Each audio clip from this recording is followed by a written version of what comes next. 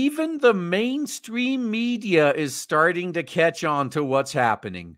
Big tech layoffs are hitting diversity and inclusion jobs hard. Companies that made promises to hire more underrepresented groups are gutting departments meant to achieve those goals. Sound familiar? I covered a similar article before, but I'm covering this one too because I just want to hammer this in. There's going to be a lot of stories like this in the future because these diversity and inclusion jobs, they're charity. They're pet projects. They're vanity projects. They can only exist as long as the company is flush with money. But now these companies aren't flush with money anymore. So when you got to start making cuts, it's obvious that the useless bloat will be cut first. So you imagine you're a company owner and you're given a choice. All right, do I cut this engineer that's working on a product that's bringing income into my company? Or do I cut this diversity and inclusion hire whose main job seems to be to harass that engineer and make his job harder? Which one can we do without when we're desperate for money? Very tough choice here. Now, at Twitter, the diversity, equity, and inclusion team is down to just 2 people from 30, one former employee said. Yeah, big mistake by Musk, by the way. They should be down to 0 from 30. But hey, he wants to keep some of that cancer around to let it grow and infest the company later, I guess. So a dye worker was let go from a popular ride-sharing company, said their job search has stalled as other tech companies assess their finances. Oh, you're starting to realize that your entire career was nothing but a charity gig, huh? Well, better late than never, I guess. And just before getting the axe at separate tech giants this fall, 2 dye specialists said that leadership has stopped setting long-term goals for their departments entirely. Yeah, because they need to make money. So all of this virtue signaling BS, it's going to be winding down. It doesn't make money. The layoffs sweeping the tech industry are gutting diversity inclusion departments, threatening company pledges to boost underrepresented groups in their ranks and leadership. And only the bloat cares for certain reasons. Listings for dye roles were down 19% last year, bigger decline than legal or general human resources jobs saw, according to findings from Text.io, which helps companies create unbiased job ads. Only software engineering and data science jobs saw larger declines of 24 and 27%. Okay, so coders are still more affected, and yet they're crying, oh my God, my bloat. Now, to be fair, too, I think this is job openings, right? Yeah, decline in job openings across roles. So it's still possible, even with this data, that the diversity and inclusion bloat is the most affected. It's just like there's less openings for coders and data scientists. That just means that they're not hiring as much. They may have just kept all their existing ones and decided they don't need any new ones. But the diversity bloat, they're actively being cut at the same time as the job openings are closing. Now, Bloomberg News identified dye professionals who lost their jobs in recent weeks at Amazon, Meta, Twitter, and Redfin Corp. Many said they expect their responsibilities will go to former colleagues or be completely, removed, shut down, who remain, or to employee resource groups, which often don't get compensated for that work. Translation: management realized they were paying me a 6-figure salary for something everyone else would do for free. Spokesperson for Amazon said the company's dye priorities haven't changed and the company remains committed to its goals.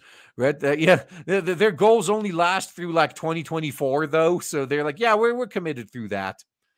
We're not going to set any new ones, though. A Redfin spokesman said the company has invested in growing its dye team since current year -2, and despite the recent layoff, the group is larger than it was at the start of the current year -1. Representative for Fakebook declined to comment. I mean, to be fair, of course they're going to say this when they're talking to an obviously woke far-left media. If they even, Fakebook made the right choice here. Like, don't even talk to the media. But if they're gonna talk to the media, They're obviously gonna, they know the answers the media wants, and they're gonna give it to them. Oh yeah. We're all on board. Yup. Yay, diversity. Diversity is our strength. Oh yeah, we're gonna have over half of our women will be women by current year +2. And no, I didn't misspeak, but someone else did. I'll let you guys guess who. I'm cautiously concerned, not that these roles will go to zero, but that there will be a spike in Swiss Army knife type roles, meaning more DIE professionals will be spread thinly as they take on additional job functions. Oh, you mean you actually have to do something to make the company a profit and not just be a leech? Interesting. Yeah, said Text.io Chief Executive Officer Kieran Snyder. The phenomenon isn't likely limited to tech either, as layoffs hit other parts of the economy.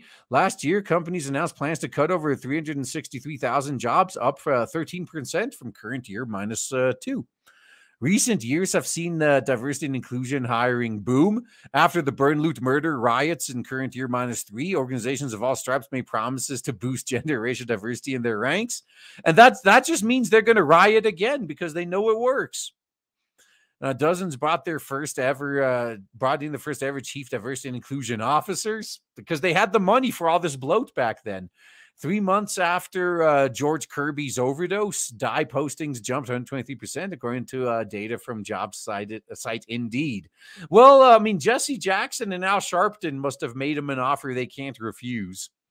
Now, just as tech companies had started to make progress, they're finally getting back on the right track and scaling back those teams before fully meeting the goals of creating workforces that look like the broader U.S. population. Why? How about you guys start with the NBA? The NBA needs to look like the broader U.S. population. And once you do that, then we can take you seriously.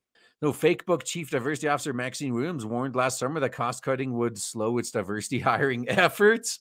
Hey guys, if we're out of money, then the company can't afford to pay for all this bloat. Cutting DIE-oriented staff now, unless you've made really progress. Okay, and can say mission accomplished is not a good look, said Angie Kamath, dean at the NYU School of Professional Studies, who focuses on workforce development. There are some real risks. Yeah, you run the risk of the company actually being profitable if you care more about profit than virtue signaling.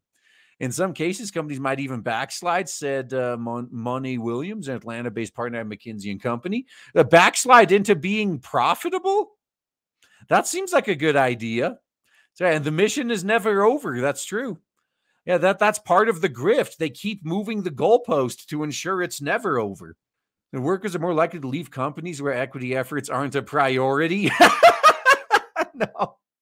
No, it's actually the opposite. Once the company makes it clear that they're more concerned about equity than merit, all of their good employees that are there on merit, they're the ones that leave.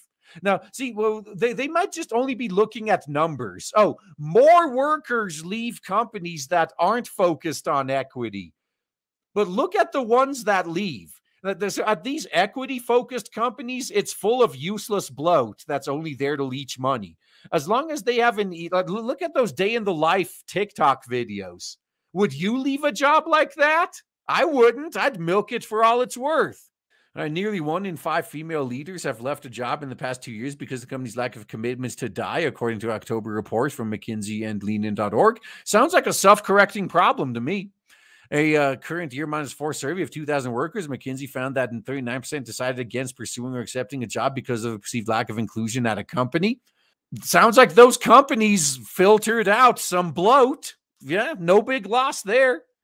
DIE can't be a thing that you do when times are good. Williams said that's literally all it is. That's it. It's charity. It's bloat. It can't exist unless times are good. Once times get tough, the company has to focus on making money. Why is this so hard to understand? If it becomes flavor of the week, then companies will lose out on talent. No, they won't. They'll lose out on useless bloat. Partly at issue is that companies tend to lean on a last in, first out approach to layoffs, said Brooke Scott, founder of the NCO of executive coaching firm Merging Path Coaching. Companies have rushed to think to the rushed to think of the bottom line, but whether we try to optimize for speed, whenever we try to optimize for speed, we're probably going to skip over diversity, equity, and inclusion. Yes. Yes, you focus on what's important and you cut what's not. That's all that's happening now. Instead, he said companies should consider race, gender, and ethnicity when deciding who to let go. Hey, are you interested in going out of business faster? Hey, make your hiring decisions based on, racism instead of based on merit.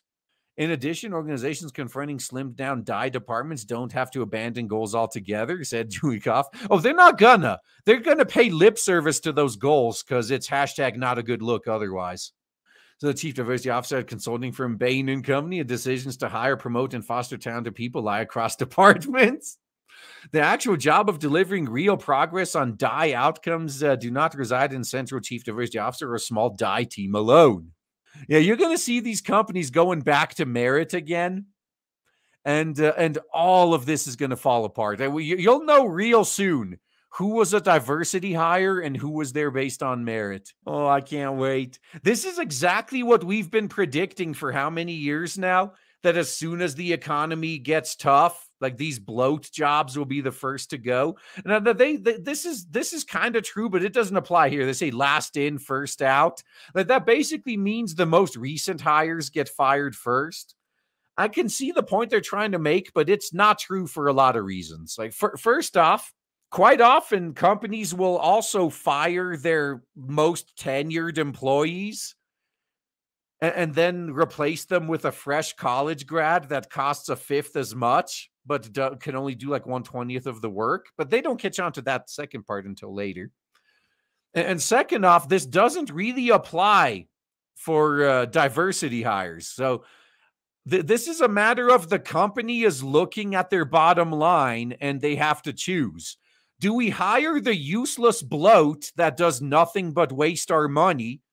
Or do we fire the frontline workers that are actually making us a profit? Very tough choice here. Which ones do we get rid of? Again, don't need to be a rocket surgeon to figure this one out.